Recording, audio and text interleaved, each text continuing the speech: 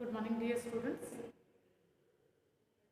हमारा जो टॉपिक चल रहा है वो है भोज्य पदार्थों का समूह।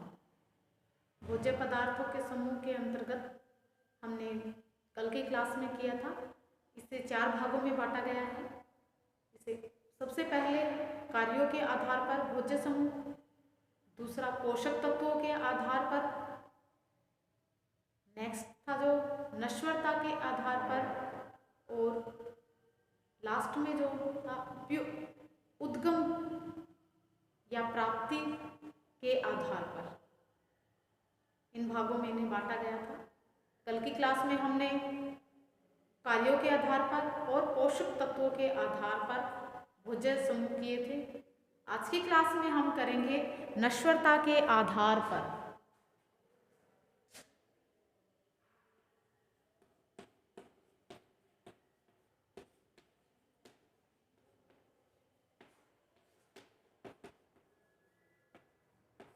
भोज्य पदार्थ समूह है, इनको सबसे पहले जो रहेगा वो है इसमें नश्वरता के आधार पर।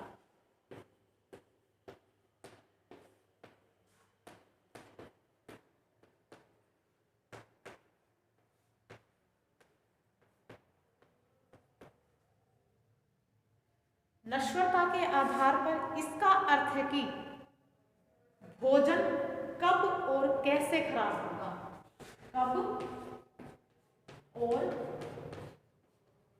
कैसे खराब होगा उसके आधार पर।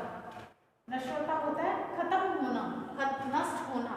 उसके आधार पर यह आहार का महत्वपूर्ण भाग बताते हैं। यह आहार का महत्वपूर्ण भाग बताते हैं। इसको कई भागों में बांटा गया है। सबसे पहला जो भोज्य पदार्थ है, नश्वर नहीं होने वाले, नश्वर नहीं होने वाले भोज्य पदार्थ। नश्वर यानी अब आप कहेंगे कि ऐसी कौन सी चीज है कि नश्वर नहीं होती, नष्ट नहीं होती। ऐसी कोई भी चीज नहीं है कि वो नष्ट नहीं होती। कुछ समय बाद या कुछ महीनों, कुछ सालों या कहें कई सालों के बाद में वो क्या है, नष्ट हो जाती है। इसके केस में क्या है कि इनको नष्ट होने के लिए काफी टाइम लगता है। ये इजीली नष्ट नहीं होते हैं।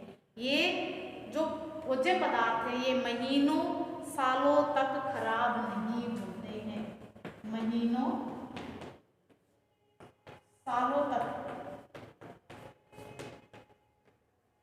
ये जो भोज्य पदार्थ है वो खराब नहीं होते हैं। जैसे कि इसके अंदर क्या क्या आते हैं, क्या क्या खराब नहीं होते। जितने भी हमारे अनाज होते हैं वो खराब नहीं होते जल्दी से, उनको सालों लग जाते हैं खराब होने के लिए। ये नहीं है कि महीने में, साल में खराब हो जाते हैं। अनाज हो गए, दालें हो गई, मसाले इनके अंतर्गत आते हैं। और इसके अंतर्गत और कौन सी चीजें आती हैं, जो हमारे अचार होते हैं, जितने भी प्रकार के अचार हैं वो भी लंबे समय तक टिके रहते हैं, खराब नहीं होते हैं। तो ऐसे जो और आ जाएंगे इसके अंदर तेल वाली है, तेल है वो खराब नहीं होते, वो भी लंबे समय तक चलते हैं। तो ये क्या है, ये जो भोज्य पदार्थ हैं वो कई सालों तक खराब नहीं होते हैं, जिनके अंदर अनाज, दालें, मसाले, चाहे वो अचार हो चाहे वो तेल हो, ये लंबे समय तक चलते रहते हैं। भोज्य पदार्थ को परिरक्षित करते हैं और ये भोजन को सड़ने से बचाते हैं। हम भोजन को इनको स्टोर करके रखते हैं। हालांकि इनको ये नहीं कि हम देखते नहीं हैं, इनको टाइम टू टाइम देखने की आवश्यकता पड़ती है, संभालने की आवश्यकता पड़ती है, तब जाकर ये क्या है, लंबे समय तक चलते रहते हैं। तो इसीलिए इनको केयर की आवश्यकता होती है, संरक्षित करने की आवश्यकता होती है। तो ऐसे जो भोज्य पदार्थ हैं वो नश्वर नहीं होने वाले भोज्य पदार्थों की श्रेणी के अंतर्गत आते हैं। अगले हैं जो भोज्य पदार्थ हैं वो है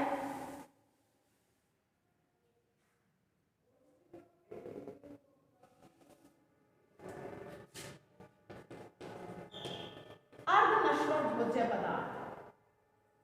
जो दूसरे प्रकार के हैं वो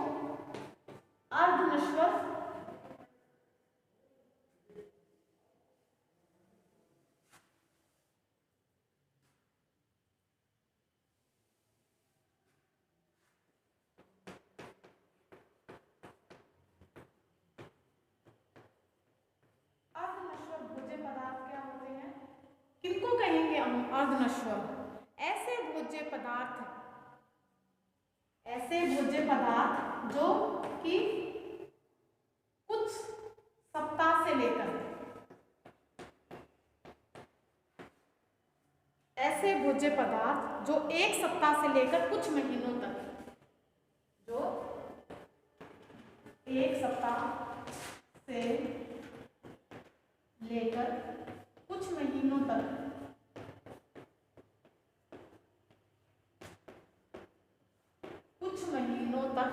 चलते हैं, खराब नहीं होते हैं। एक सप्ताह से लेकर कुछ महीनों तक ये खराब नहीं होते हैं। ऐसे जो भोज्य पदार्थ होते हैं वो अर्धनश्वर भोज्य पदार्थ के अंतर्गत आते हैं, परंतु इनके रंग, रूप और स्वाद में अंतर आ जाता है। परंतु इनके जो रंग रूप है, इनके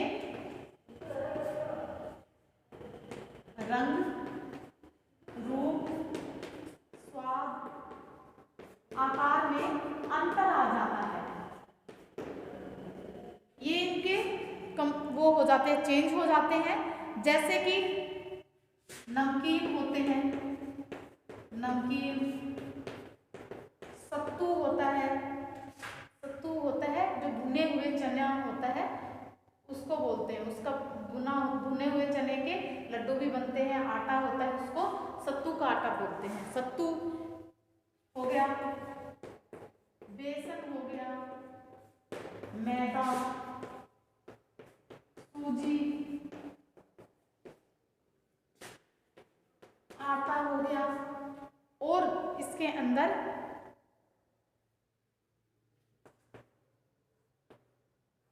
दलिया, चिप्स, तेल वाले जो होते हैं चिप्स हैं, तले हुए चिप्स हो गए, और ड्राई फ्रूट्स जो होते हैं,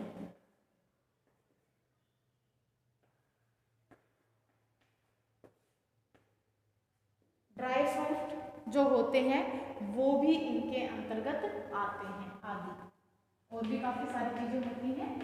यानी ये जो भोज्य पदार्थ हैं वो एक सप्ताह से लेकर कुछ महीनों तक चलते हैं, लेकिन कुछ महीनों के बाद में ये खराब भी हो जाते हैं। इनके रंग, रूप, स्वाद, आकार में चेंजेस आ जाते हैं। जैसे कि आप देखते हो नमकीन रखे रखे क्या है, उनमें स्मेल आने लग जाती है।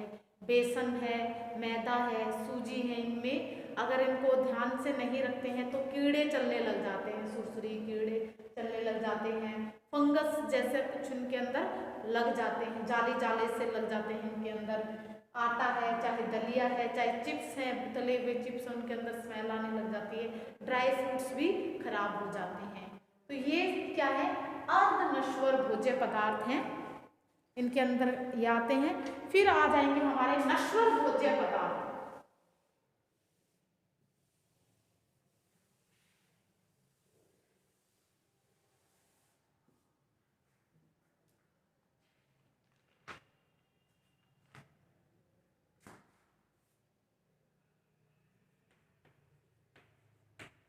नश्वर भोज्य पदार्थ, नश्वर भोज्य पदार्थ नाम से पता चल रहा है, नश्वर यानी नष्ट हो जाएंगे। नष्ट होने वाले भोज्य पदार्थ जो क्या है, कुछ दिनों या घंटों तक, जिन्हें कुछ घंटों से लेकर कुछ दिन, कुछ घंटों से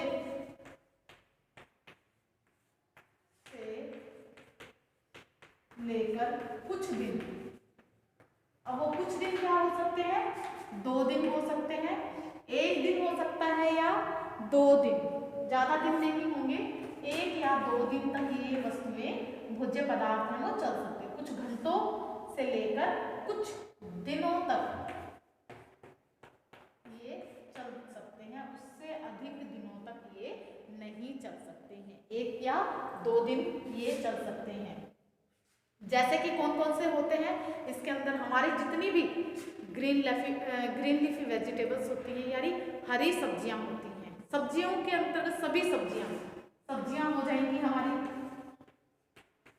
सब्जियां, और इसके अंदर फल आ जाएंगे, और इसके अंदर क्या आ सकता है, दूध आ जाएगा, दूध और दूध से बने हुए प्रोडक्ट, दूध से बने पदार्थ वो भी नष्ट हो जाते हैं। आप देखते हो कि दूध वैसे तो क्या है एक दिन ही चलता है, लेकिन अगर हम उसको बॉईल करके फ्रिज में रख देते हैं तो वो 2 दिन या 3 दिन वो चल जाता है, लेकिन उससे ज़्यादा दिन हम उनको नहीं चला सकते हैं। तो इनको भी क्या है, केयर की आवश्यकता होती है। उसके अलावा मावा हो गया, ये इससे आ जाएंगे मावा, पनीर, दूध और दूध से बने जो पदार्थ है, मांस है, मांस भी इनके अंदर आ जाएंगे, और मछली आदि, ये क्या है ज्यादा दिन तक नहीं चलती हैं, ये जल्दी ही खराब हो जाते हैं। अगर इन्हें संग्रह करना पड़े तो इनको फ्रिज में रखना पड़ता है, अदरवाइज ये कुछ दिनों तक नहीं चल सकते। तो ये थे हमारे भोज्य पदार्थ नश्वरता के आधार पर। नश्वरता के आधार पर 3 प्रकार के बताए, नश्वर नहीं होने वाले यानी नष्ट नहीं होने वाले भोज्य पदार्थ, जिसके अंतर्गत अनाज, सभी तरह के अनाज, दालें, मसाले, तेल इत्यादि को सम्मिलित किया गया है। दूसरे जो इसके अंतर्गत आए थे वो अर्धनश्वर, यानी कुछ 1 सप्ताह से लेकर कुछ महीनों तक वो चल सकते हैं। उनके अंतर्गत हमने बात की कि ड्राई फ्रूट्स हो गए, आटा, बेसन, सत्तू और इसके अंदर सूजी इत्यादि की बात की, तो वो क्या है अर्धनश्वर के अंतर्गत आते हैं। जो ये था हमारा, ये था नश्वरता, नश्वर भोज्य पदार्थ यानी नष्ट होने वाले भोज्य पदार्थ, जिनको कुछ घंटों या 1 या 2 दिन तक के लिए हम उनको सुरक्षित रख सकते हैं। इनके अंतर्गत हरी सब्जियां हो गई, जितनी भी प्रकार की सब्जियां हैं, ताज़ी जो सब्जियां होती हैं वो, फ्रूट्स हो गए, दूध हो गया, दूध से बने पदार्थ, दही, लस्सी, मावा, पनीर, मक्खन, और उसके बाद हमने मांस, मछली, ये सभी नश्वर होने वाले भोज्य पदार्थों के अंतर्गत आते हैं। अब जो अगला हमारा 4th है, उद्गम के आधार पर,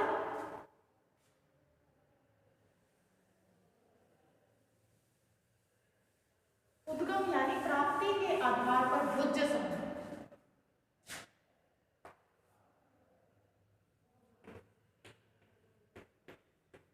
या हम कहें प्राप्ति।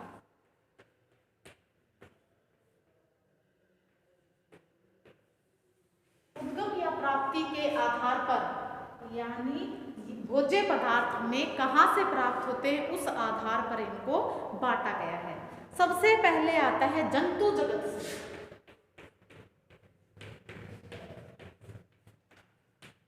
जंतु जगत से भी हमें भोज्य पदार्थ मिलते हैं। कौन से भोज्य पदार्थ होते हैं? ऐसे भोज्य पदार्थ जो हमें जंतुओं से प्राप्त होते हैं, ऐसे भोज्य पदार्थ जो हमें जंतुओं से प्राप्त होते हैं वो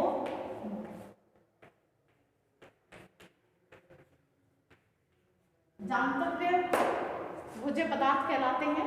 जंतुओं से कौन कौन से होते हैं? घरों में पशु रखते हैं तो उनसे हमें क्या मिलता है? दूध, दही, लस्सी,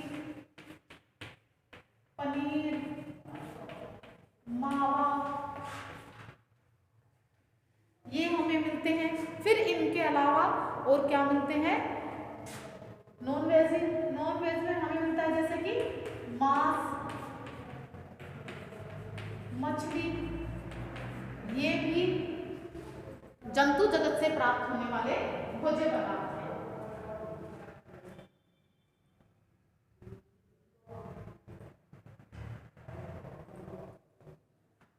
अगला ये है जंतु जगत से प्राप्त होने वाले भोज्य पदार्थ, जिनके अंतर्गत दूध, दही, लस्सी, पनीर, मावा, मांस, मछली इत्यादि आते हैं।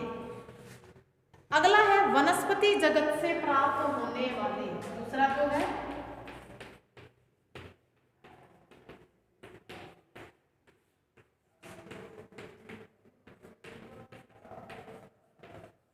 वनस्पति जगत से।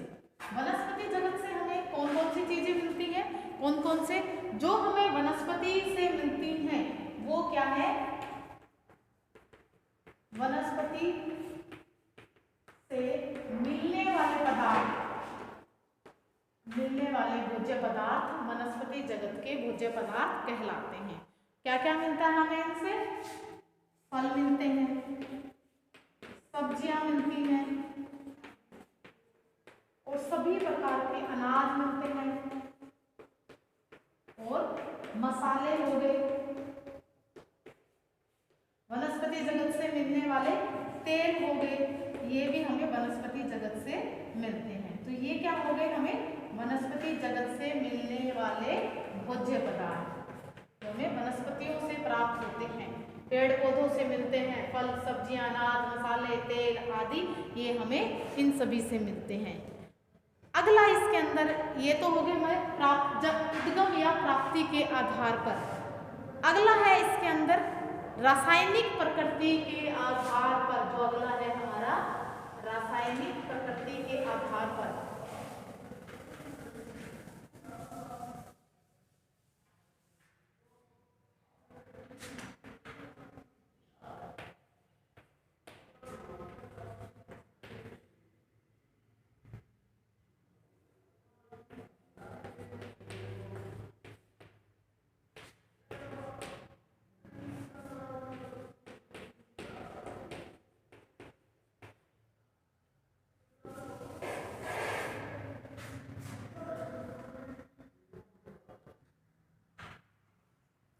रासायनिक प्रकृति के आधार पर पांचवा है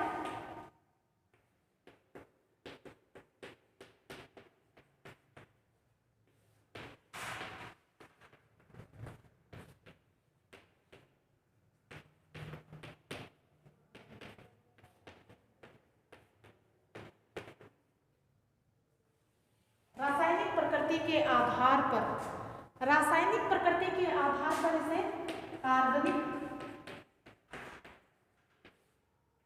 पदार्थ दो भागों में बांटा गया, कार्बनिक पदार्थ और दूसरा है अकार्बनिक पदार्थ।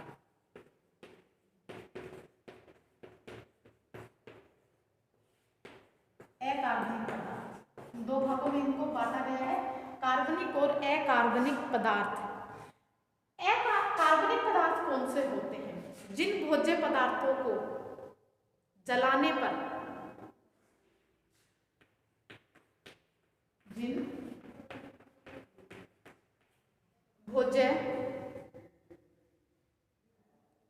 या लिखेंगे जिन पदार्थों को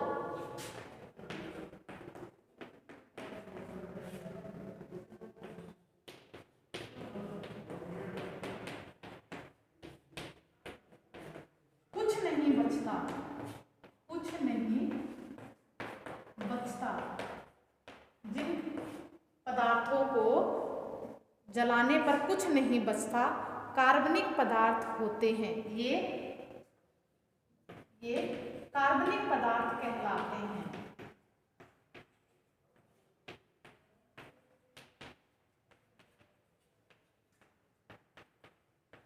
ये कार्बनिक पदार्थ कहलाते हैं जिनको बचाने से कुछ भी नहीं बचता, यानी राख भी नहीं बचती, वो क्या है? कार्बनिक पदार्थ कहलाते हैं। यह कौन सी होती है?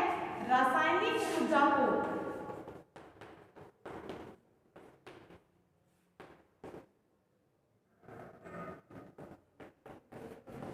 का यांत्रिक ऊर्जा में कन्वर्ट होना, यांत्रिक ऊर्जा में कन्वर्ट होना कार्बनिक पदार्थ का उदाहरण होता है। जैसे कि जो कुछ भी हम खाते हैं वो हमारे शरीर में जाता है और जल जाता है, जलने का मतलब खत्म हो जाता है, तभी तो क्या है हमें रासायनिक ऊर्जा किसमें कन्वर्ट हो जाती है? यांत्रिक ऊर्जा में। वो ही हमें काम करने की ताकत प्रदान करता है। तो ये क्या होती है? कार्बनिक पदार्थ कहलाते हैं। अगला कौन सा है? अकार्बनिक पदार्थ। इसका अपोजिट हो जाएगा, जिन पदार्थों को जलाने पर राख बचती है, जिन पदार्थों को जलाने पर राख बच जाती है,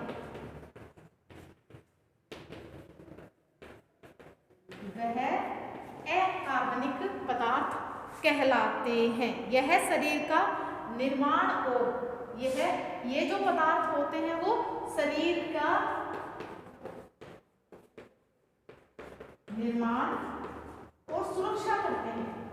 निर्माण और सुरक्षा करते हैं। आपको जब पढ़ाते हैं तो बोलते हैं कि ये कार्बनिक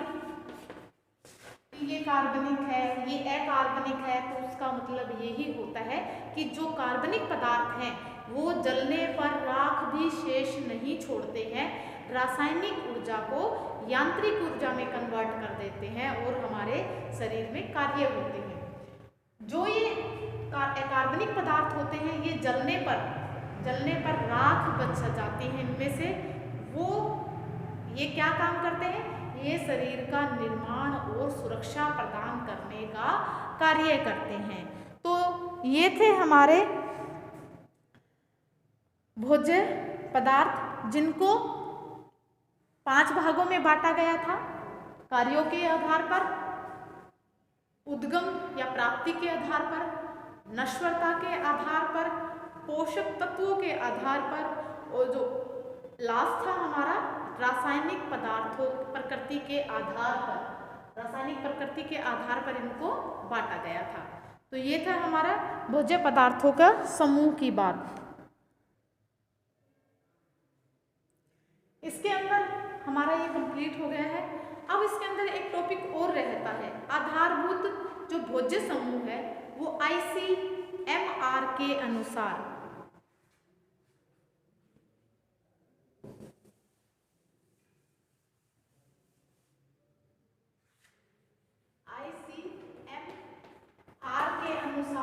भोज्य पदार्थों का जो समूह है वो इसमें रह गया है, वो मैं आपको कल की क्लास में करवाऊंगी। तो आज के लिए हमारा इतना ही रहेगा। Okay, bye, have a nice day students.